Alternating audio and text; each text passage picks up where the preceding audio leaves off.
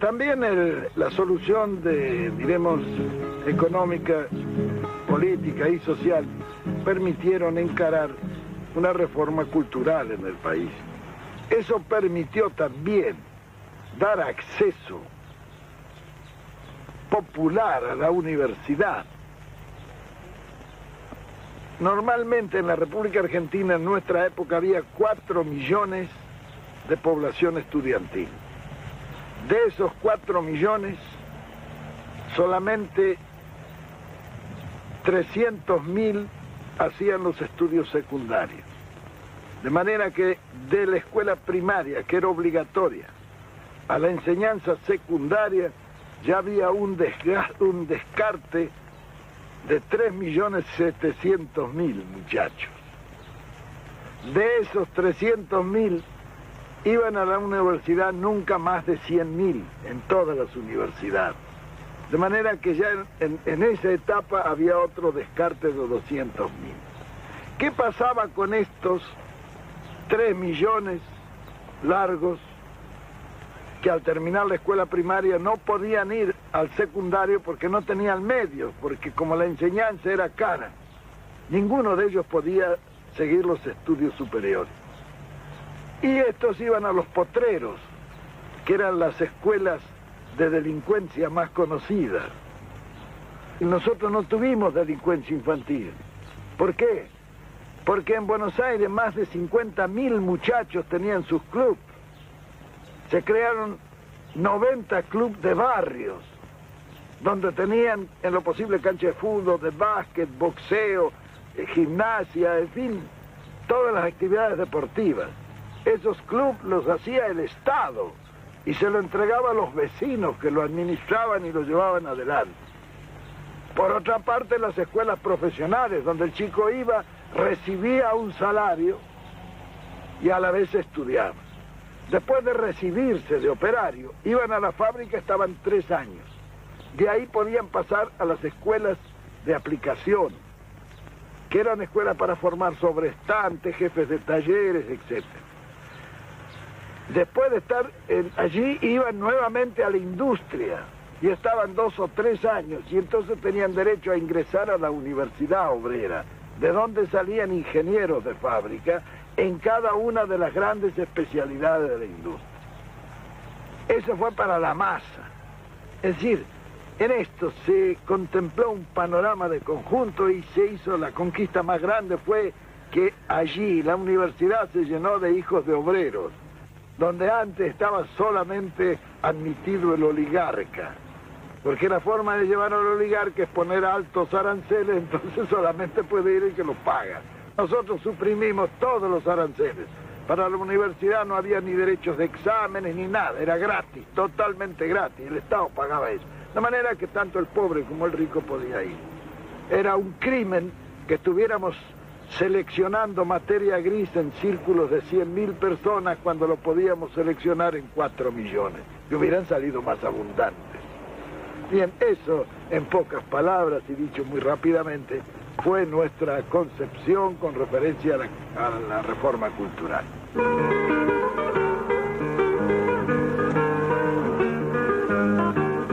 General, ¿cómo sintetizaría usted la obra de gobierno en lo que hace al desarrollo global del país? Bien, todo este proceso podrán discutirlo, pero lo que no pueden discutir son los números. Un país sin deuda externa, con 1.500 millones de reservas financieras, con servicios financieros de 90 millones al año y balanza de pagos favorable. Eso era en el orden externo, en el orden de las finanzas argentinas con relación a su acción exterior.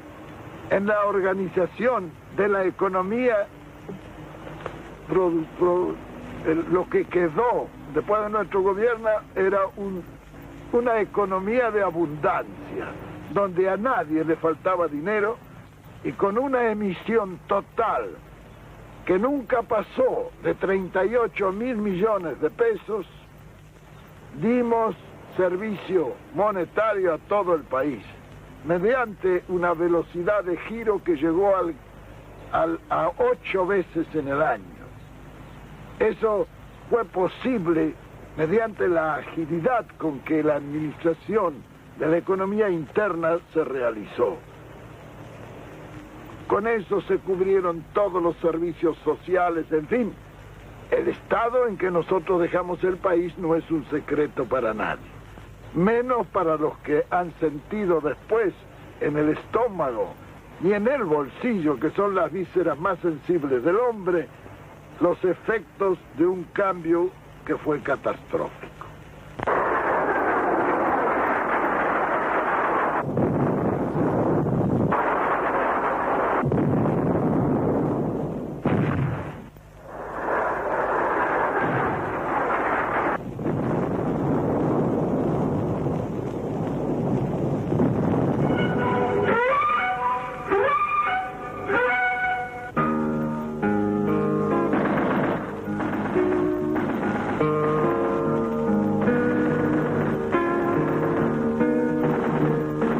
Frente a un gobierno que contaba con el apoyo democrático de las 2/3 partes del pueblo argentino, los sectores de la oposición responden con su primera medida libertadora.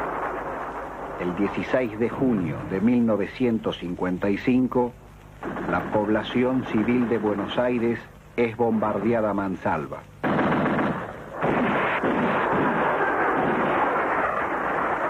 Una vez más, nuestra lucha inquebrantable por la liberación del pueblo argentino nos enfrenta con la reacción y con las consabidas violencias del cristerismo.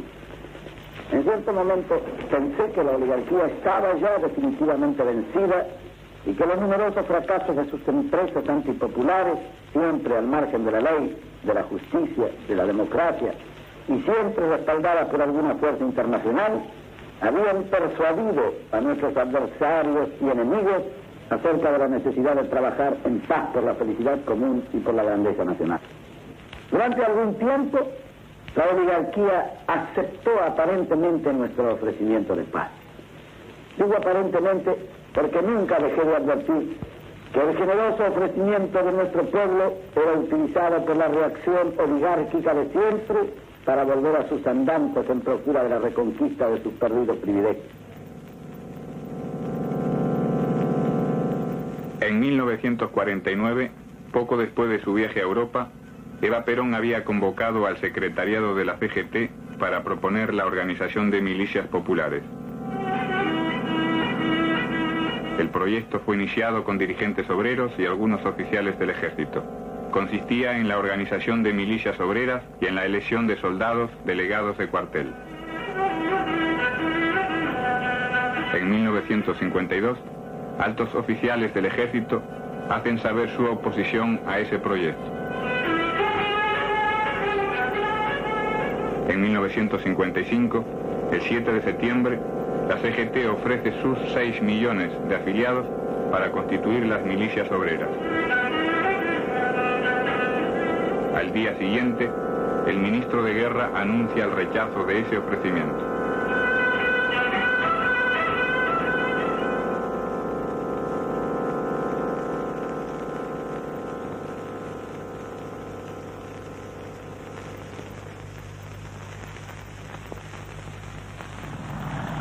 Ocho días después, los núcleos militares y civiles autotitulados Revolución Libertadora se alzan contra el poder popular constitucionalmente establecido.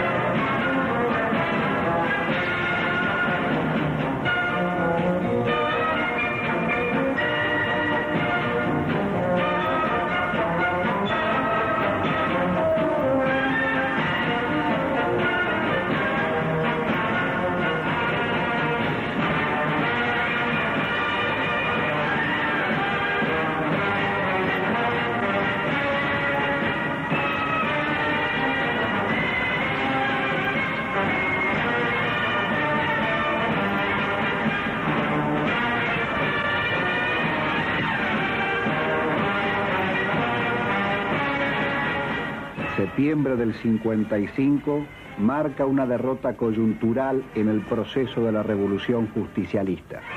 Desalojado el pueblo del poder y condenado su conductor al exilio, se inicia, en nombre de la libertad y la democracia, la era de mayor proscripción popular de nuestra historia reciente. El Congreso es disuelto.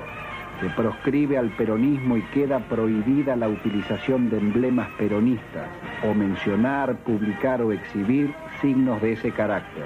Los comandos gorilas, con apoyo del ejército, asaltan las sedes de numerosos sindicatos.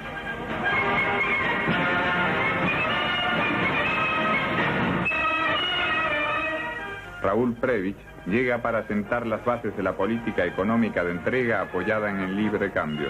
4.000 profesores y funcionarios universitarios son separados sin juicio previo.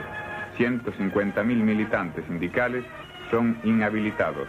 Muchos de ellos son detenidos sin causa ni proceso y confinados en la Patagonia. Otro tanto ocurre con políticos y militares peronistas.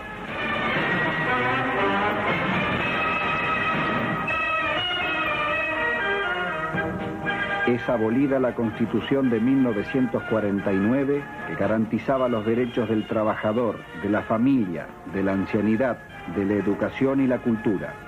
Vendrán los asesores militares yanquis, las operaciones militares conjuntas, la Junta Interamericana de Defensa, el Fondo Monetario Internacional y los grupos imperialistas pasarán a orientar la política económica nacional. Si a la caída del poder peronista no hay ninguna deuda externa, 3 años después esa deuda alcanzará los mismos niveles del año 43.